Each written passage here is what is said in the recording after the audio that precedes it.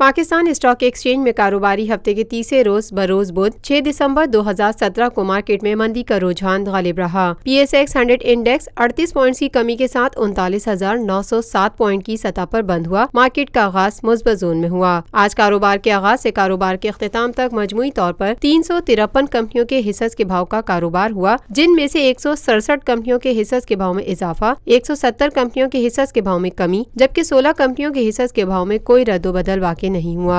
Market माहिरीन का कहना है कि मार्केट में उतार चढ़ाव का सिलसिला आइंदा भी जारी रहेगा। Lotus Lake Towers, a groundbreaking endeavor by Lotus Properties.